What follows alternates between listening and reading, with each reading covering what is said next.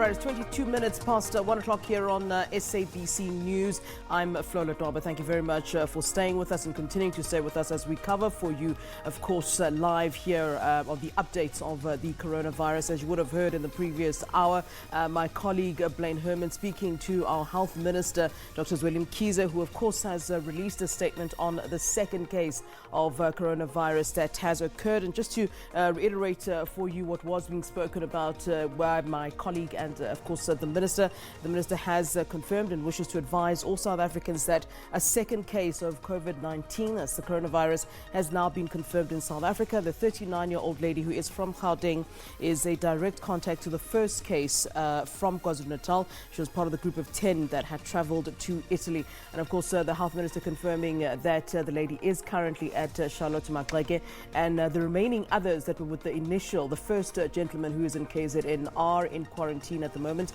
So there were altogether 10 of them. So that is the update given by the Health Minister at this time. Of course, we continue to give you more on the coronavirus.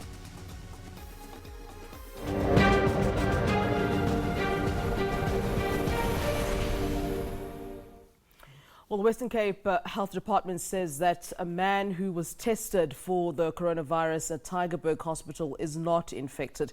The man in his 30s went to the hospital exhibiting signs associated with the coronavirus, but health officials say his tests have come back negative. Meanwhile, the coronavirus has now found its way to KwaZulu Natal. This is where our reporter Simphiwe Makhanya spoke with the chairperson of the Health Committee in the National Assembly, Dr. Sibongiseni Dhlomo, outside the Addington Hospital in Durban.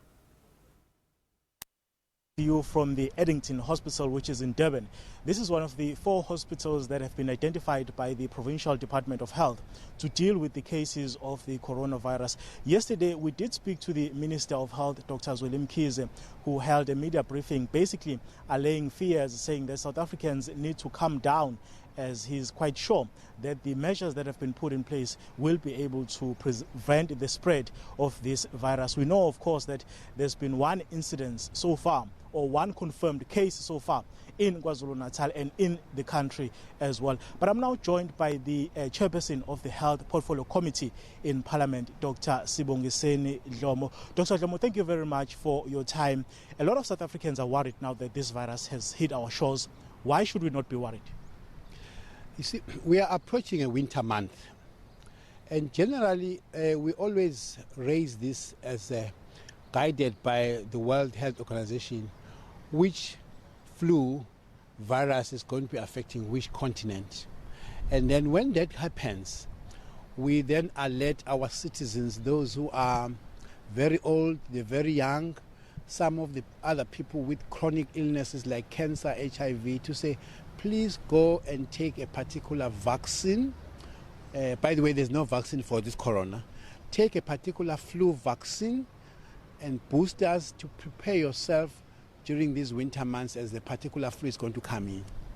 With all that, you still get, on average, 15% fatality. That is, out of 100 people who were affected by that particular flu, be it the very old, the very young, people didn't take any flu vaccine for that one, 15 of the 100 people will die. The fatality rate of this very new disease, corona, is 2%, not more than 3%. So I think the attention coronavirus disease is getting is because it's a new disease that has never been there in the world. But it is not to take a prime responsibility of what we need to do for any other flu illness. That is, you can't just sneeze and cough anyhow, splashing it all over the tables. You just have to use a handkerchief, sneeze into your mouth or into your elbow, and therefore you limit whatever comes from you to be splashed around other people. That takes care of any other flu-like illness which is spread by droplet.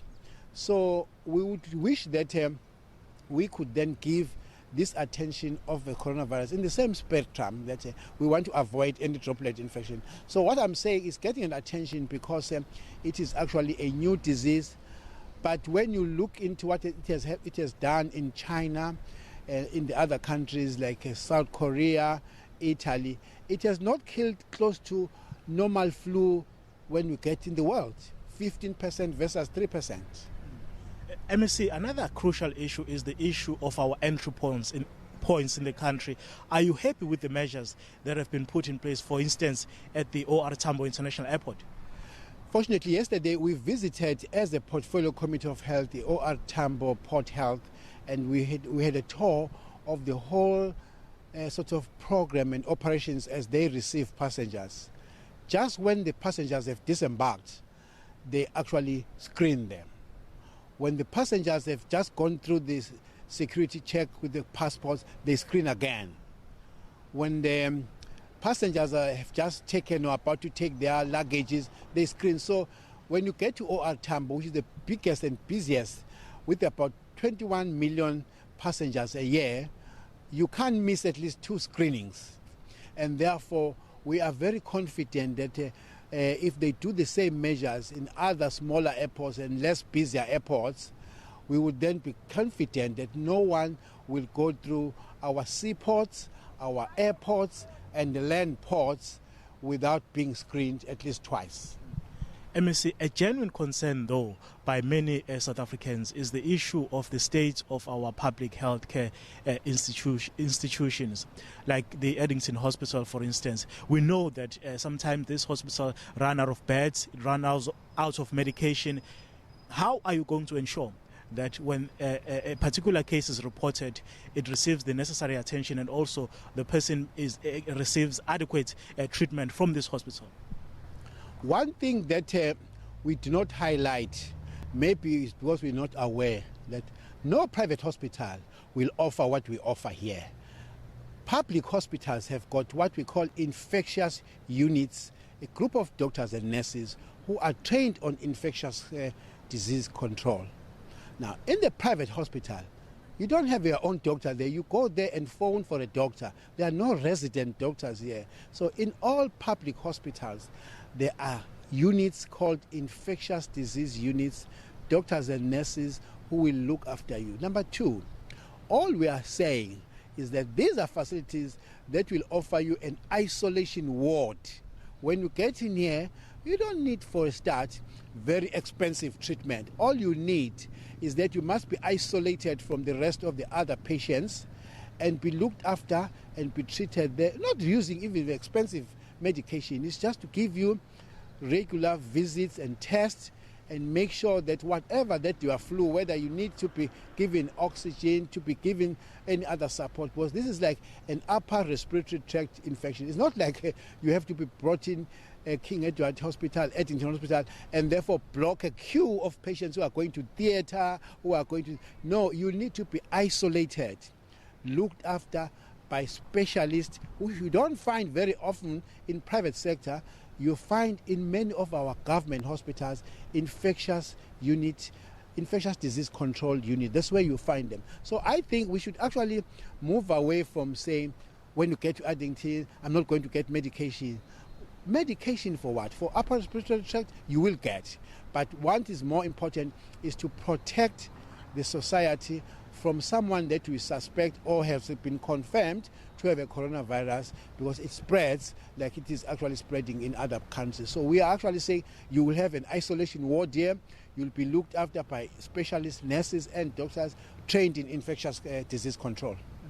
When this one case of the coronavirus patient was reported in Parliament by the health minister, not a lot was actually said by him in terms of the details of the patient, where he comes from and stuff like that. Why was it necessary not to disclose there and there? Because by not doing so, you cause a lot of unnecessary panic among South Africans. Why was it not necessary to actually name to not name the patient rather, but to actually give details of where he comes from? No, but give credit to the minister. The Minister of Health was in KwaZulu Natal yesterday, because when we had a debate on Thursday in Cape Town, that was the day it was reported to the minister, and the minister did confirm that the next day he was going to come to KZN.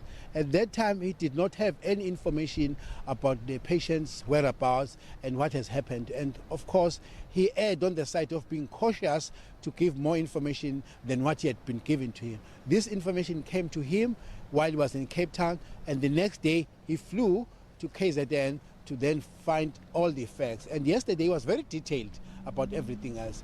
This patient arrived on the 1st, was missed because there was nothing that we could detect. It was asymptomatic. Asymptomatic person going through the screening will not be picked up to have any illness, including coronavirus. 2 days later, the patient became symptomatic. It is important to mention that while the person is asymptomatic, that person is not infectious. It's not really going to spread any illness. Until and unless then you become symptomatic, that's when your system has this virus sitting in the space where you could then transmit it.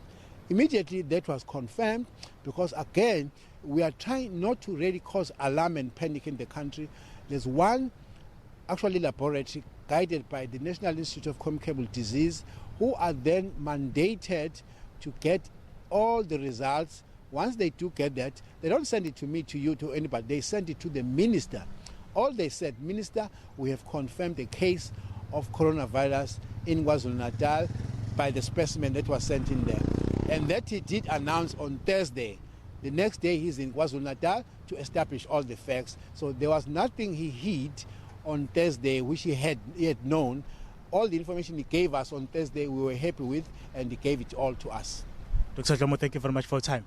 Thank you very much for yours. And we hope that you will continue to assist us in the country to cause less panic and anxiety amongst our South Africans, to say we are very much in control of this program, but we are pleading for our South Africans basic hygiene, something we learned in our primary school, to say when you sneeze, cough, cover your mouth, cover your nose. When you're actually coming in from the bathroom and anywhere, continuously wash your hands, so that what I have in me, any dirt in me, should not come to you if I do wash my hands regularly.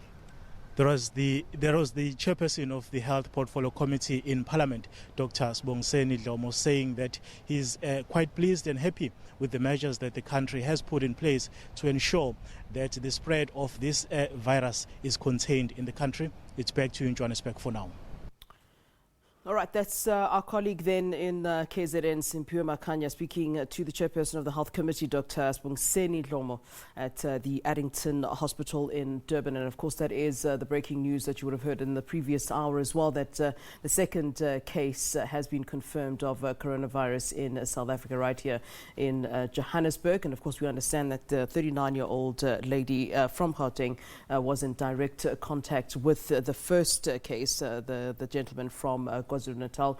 She is now currently at the Charlotte Maxeke Hospital. And of course, as you would have heard there from Dr. Sibongiseni Dhlomo, who is at Addington, I think there were some concerns about whether or not the public hospitals would have had the capacity to deal with it.